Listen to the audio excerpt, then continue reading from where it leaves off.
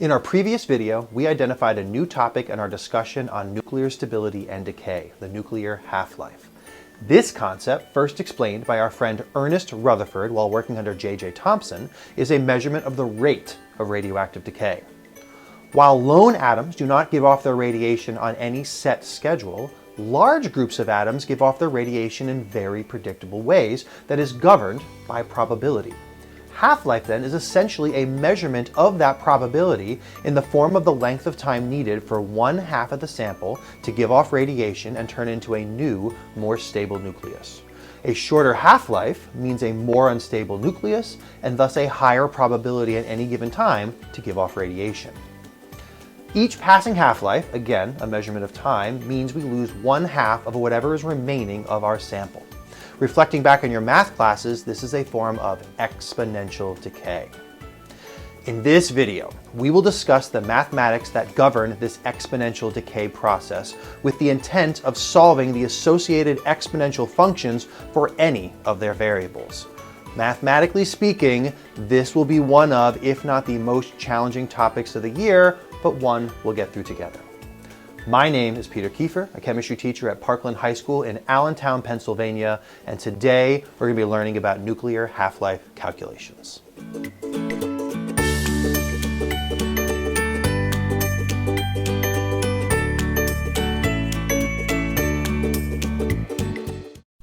Let's begin our video, like we always do, with a breakdown of our learning objectives for the day. First of all, we're going to come up with a definition for half-life again. This is something we've done previously, but I think a reminder isn't necessarily a terrible thing. We'll then talk about how to do these half-life calculations first without the math by using plots as a way of estimating outcomes to the equation. And then, unfortunately, we have to get to the math itself. We'll be using exponential decay functions to calculate either time or amount of material left over via decay processes.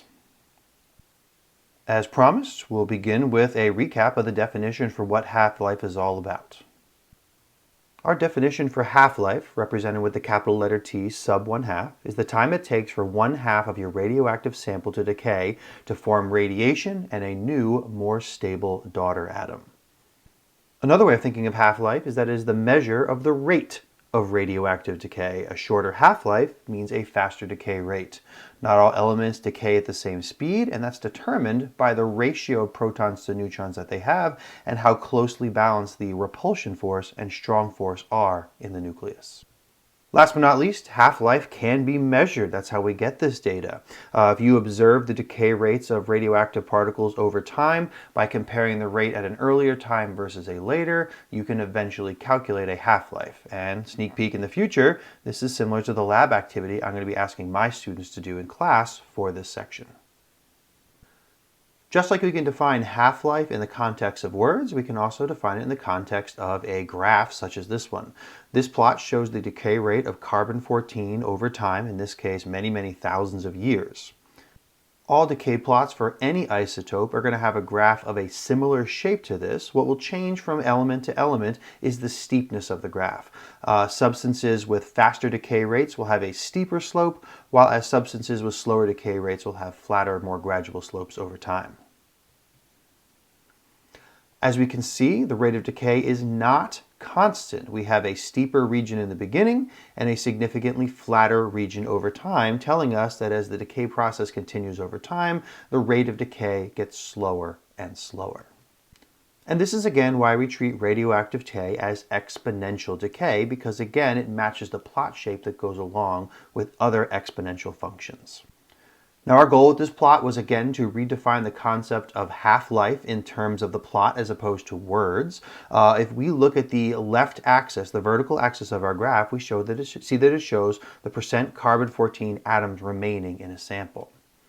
If we draw a marking at 50%, about halfway between the 40 and 60 marking, and drop that line all the way down to the x-axis, we see that it takes somewhere between maybe 5,000 and 6,000 years in order to get 50% of our sample to decay. If we cut that sample in half again, we'll get to a 25% remaining, and we see that maybe it'll take somewhere between 11,000 and 12,000 years to get the job done.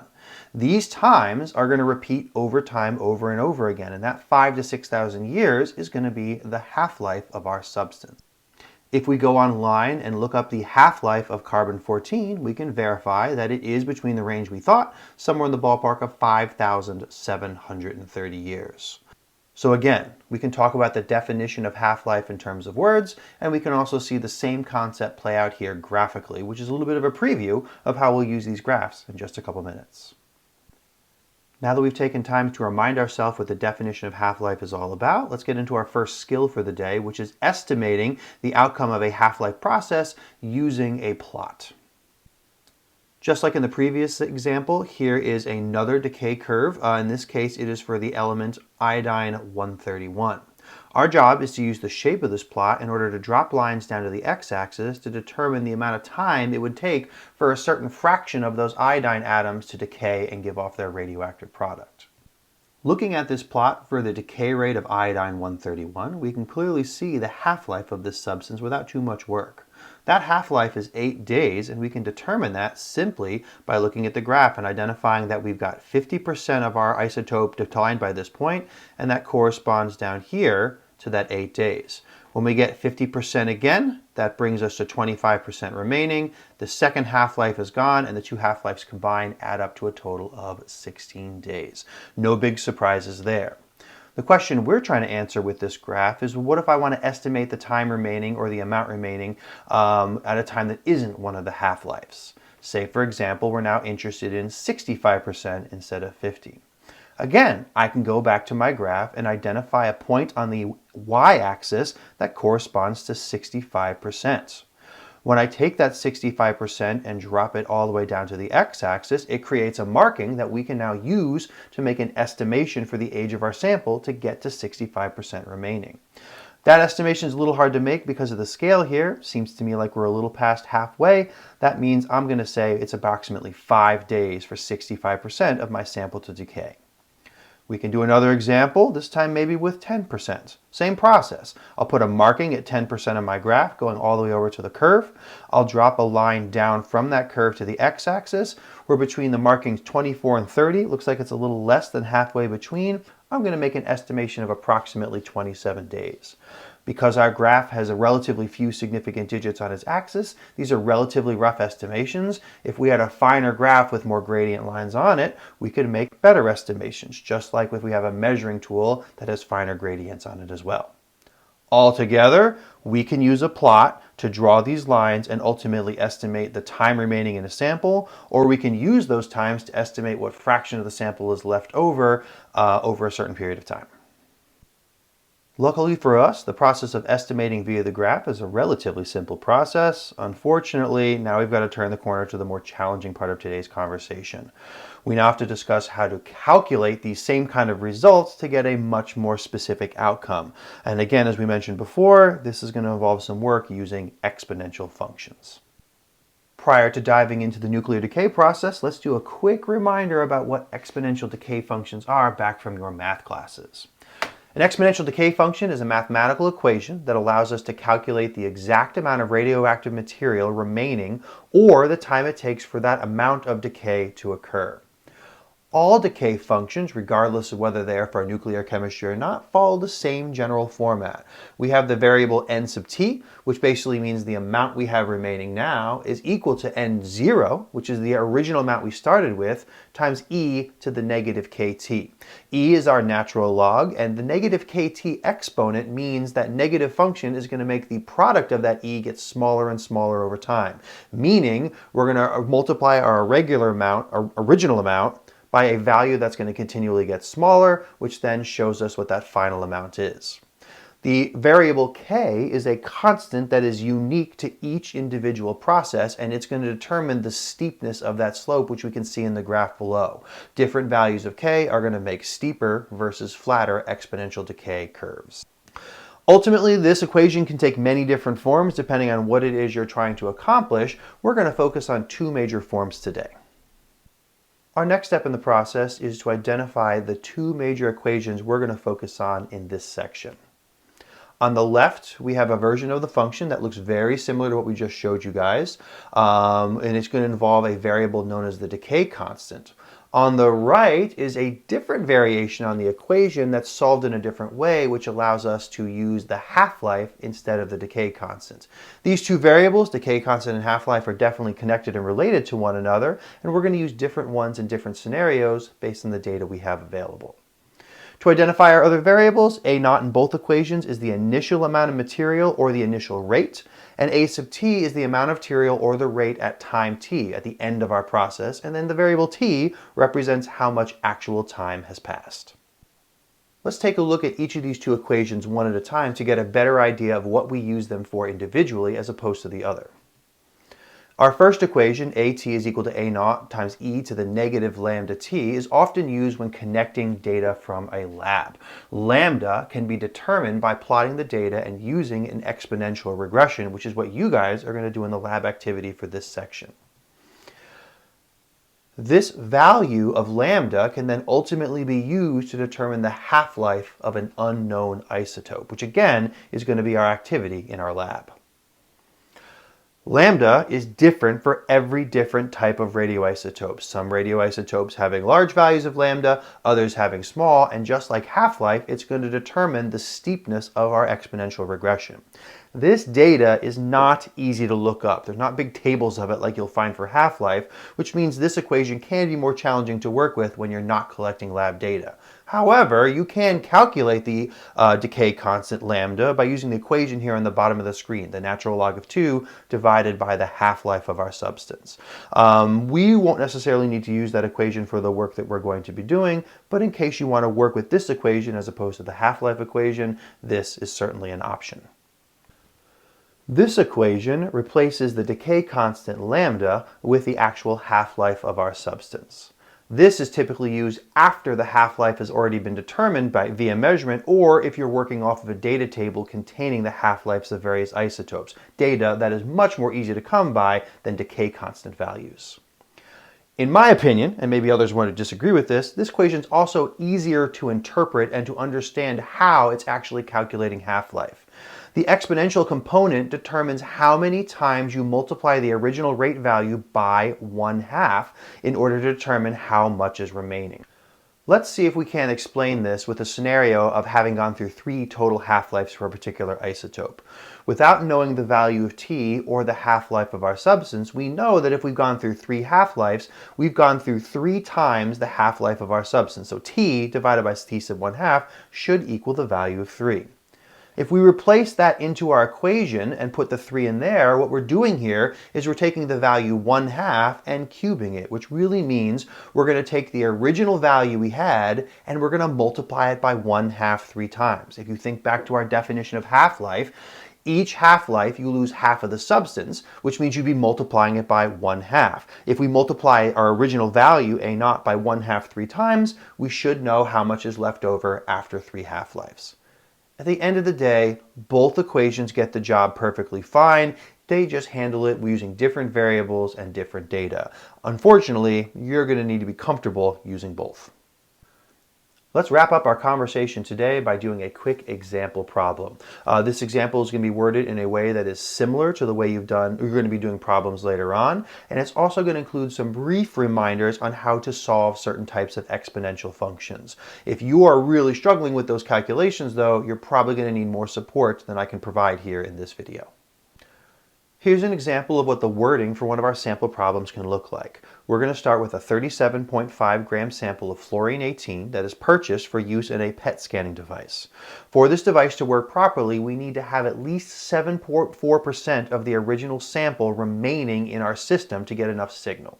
The question we want to answer is how long can we run this machine for with the purchased sample of if the half-life of fluorine-18 is 109.8 minutes. A very short half-life, suggesting fluorine-18 is a relatively unstable substance. Because we were provided with half-life data, we're going to use the form of the equation that involves half-life in it. At first glance, this might seem like great news, but in actuality, this is probably the harder of the two equations to solve for due to what we'll need to do with logarithms in a moment. We'll get to that in a second. For now, let's take a moment and identify what our variables are. Our original amount can either be the 37.5 grams, or we can actually use the value of 100%, meaning we have all of our fluorine-18 remaining.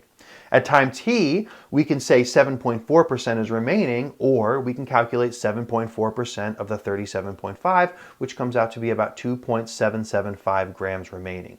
Either values will get the job done. And of course, our half-life is 109.8 minutes. Let's start our equation by plugging in our variables. I plug in the 7.4 for our remaining percentage. I plug in the 100 for our initial percentage, times 1/2 to the t over 109. And our job in this equation is ultimately going to be to solve for that value t. Our first order of business mathematically is going to be to divide both sides by 100. Nice and easy. We get 0.074 is equal to 1/2 times t over 109.8. Here's where things are going to start to get a little bit trickier. Our next goal is going to be to get t out of the exponent. And to undo an exponential function, we need to use a logarithmic function, the function's inverse. We're going to have to take a log with a base that matches our exponent. In this case, our exponent is 1/2. So we're going to take the log 1/2 of both sides of the equation in order to isolate that value of t. Unfortunately for us, many calculators aren't capable of doing log base 1/2. They can do log base 10, they can do the natural log, which is log base e, but log base 1/2 can be a little tricky. As a result, we have to use a logarithmic trick in order to allow our calculator to get these numerical values, even though our calculator isn't necessarily designed to do this.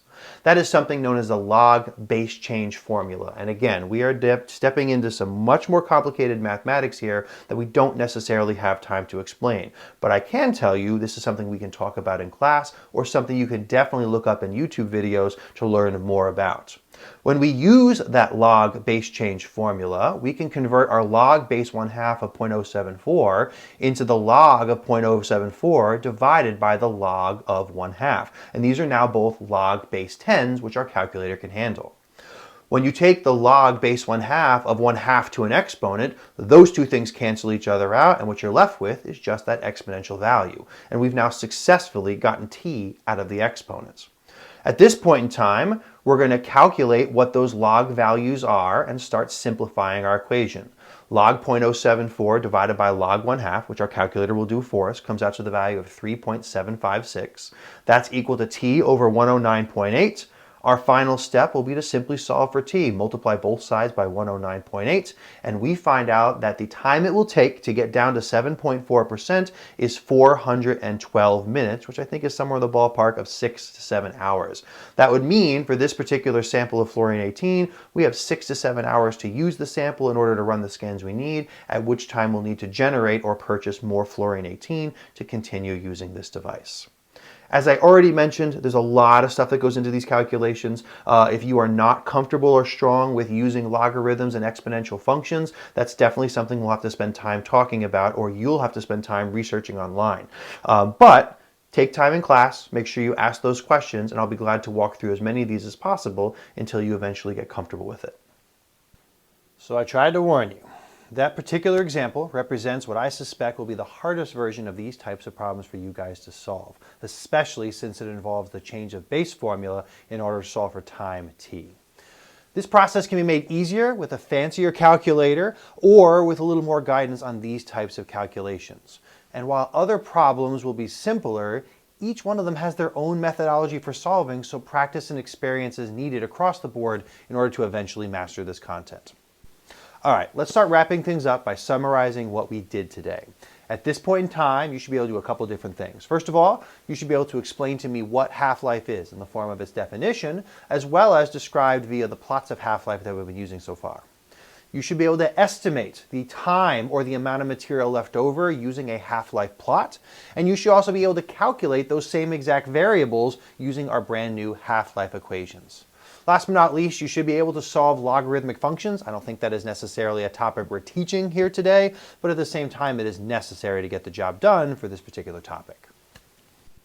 If you found the content of this video helpful and are not already in one of my classes, please feel free and encouraged to explore more of my content online. You can subscribe to my YouTube channel or explore my course website, which contains not only these videos, but practice problems, answer keys, and other useful content that'll help you in your journey.